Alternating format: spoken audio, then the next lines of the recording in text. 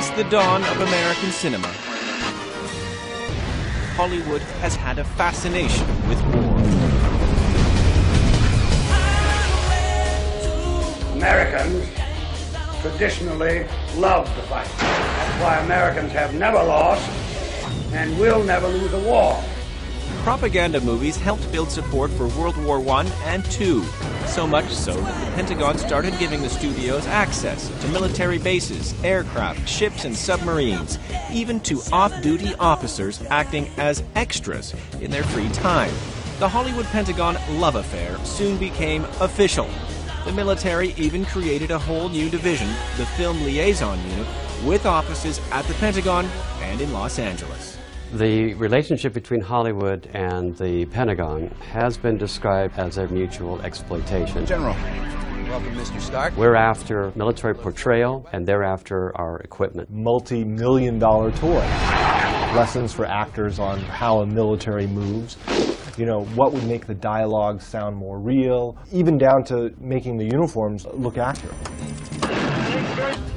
Most people these days, they're getting their information on who their army is from what they see on television.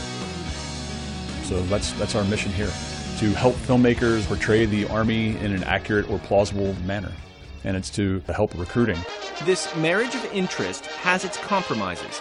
In exchange for support, the Pentagon gets access to scripts and, by contract, can ask for changes. If you're willing to play ball and allow the changes that they want you to make, you get this stuff basically for free. You have to pay for the fuel if there's a jet flying around. We actually have a menu. This type of a helicopter, it costs this many thousands of dollars per hour, and they need to reimburse the taxpayer for that expense.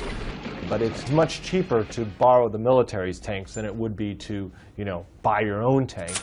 After the film is completed, the admirals and generals will review it before it's released to the general public, with their thanks to the Pentagon for its cooperation in all the various branches. Phil Strub is really the head of the whole operation. He is often thanked in movies, so if you were to go to IMDb and type in his name, Phil Strub, you'll see all the movies that he's worked on. But the Pentagon can also say thanks, but no thanks.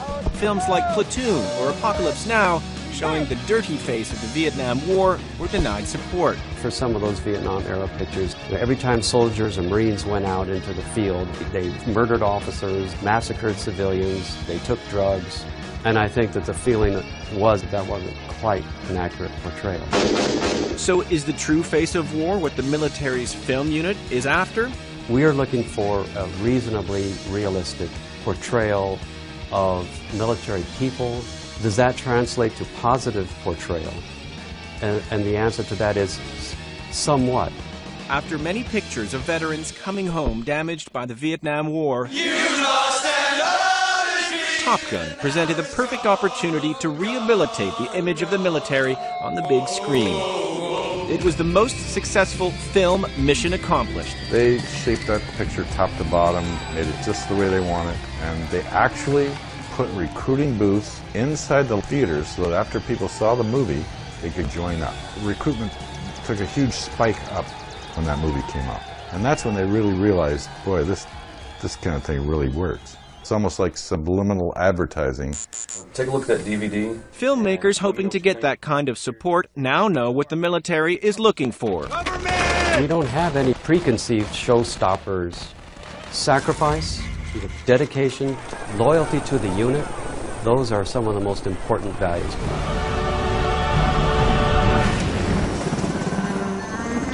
Even defeat can be shown, as long as the U.S. military still looks heroic, like in Black Hawk Down, featuring the bloody 1993 U.S. mission in Somalia. A film that could not have been made without the Pentagon's Black Hawk helicopters. To have a seat at the production table, the relationship has now become even more open, allowing for some creative license. I am Optimus Prime. When you're fighting alien robots, realism's out the window. I think the only thing that's really taboo would be if the military was portrayed as a force for evil, and this behavior was tolerated. There are consequences to their bad behavior. Full Metal Jacket. So shooting a civilian, issuing illegal orders, torture. You cannot show that on screen unless you also show that that person was punished.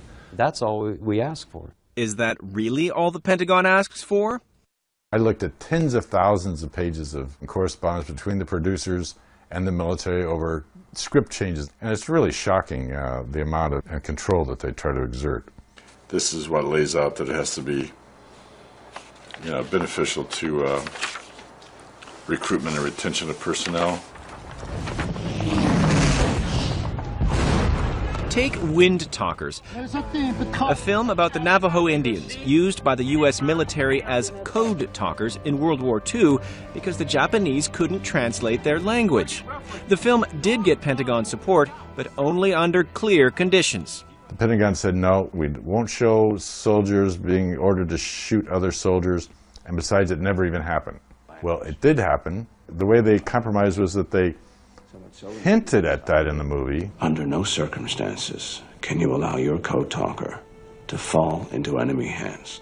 The actual order to kill them is never presented on screen. Your mission is to protect the code at all costs. You understand me? So that's how they got around that. In other cases, there was no way around it. 13 Days, a Kevin Costner production about the 1962 missile crisis, shows belligerent generals trying to push President Kennedy to go to war with Cuba. My boys will get those red bastards. The film was denied support, even if Kennedy's taping system proves the story to be true. They don't want to be seen as the ones who would have caused World War III. So the producers had to go to the Philippines, and they had to rent jet airplanes of that era that didn't fly anymore, but they just had to drag them around on the tarmac behind tractors and then use computer-generated imaging to make them look like they were flying. Fortunately, they stuck to their guns. It would have been an insult to history. The Hurt Locker is an interesting case. Initially, the military was going to give them support, and then at the last minute, the military pulled out. Get back! Get back! The liaison officer who was going to go and observe the filming learned that before he got there, some scenes had been filmed. He alleges that were not in the approved script, and that insinuated a war crime, that a detainee would be shot by the military. And that's one of those red lines for the military. Since military equipment is paid for by the taxpayers, some argue the government shouldn't give or deny access to it just based on a film's message. The mission of the Department of Defense is to defend the nation, not to make films. So we're under no obligation. That's not our mission. Well, that might be fine if it weren't for the First Amendment. Well, I haven't noticed anything in the U.S. Constitution that requires the Department of Defense to provide support to any filmmaker who comes along. The government cannot favor speech that it likes and not give the same benefits to speech that it doesn't like. The Supreme Court ruled in 1995 that discrimination against speech because of its message is presumed to be unconstitutional. The government offends the First Amendment when it imposes financial burdens on certain speakers based on the content of their expression. This is exactly what the Pentagon is doing. So is this marriage of convenience legitimate and good for films, after all? Damn it, we got a unit under fire! When you're working with the government looking over your shoulder, are we really seeing what the writer would have written without that censor? I don't think so. Hollywood must be one of the most intrusion-proof institutions in the galaxy. If they don't like our input, our technical advice, they'll be the first people to say, you know what, no thanks. Many successful independent films are indeed made without support, but sometimes at high cost. Filmmakers are free to decide, lose their independence or lose a lot of money. Hollywood likes it the way it is now because it's much cheaper. The big loser in all this is the audience. What you're getting is sort of steady drip, drip, drip, drip of propaganda being put into American films. And over the years, I believe that the real danger of this is that it's made the American people more warlike.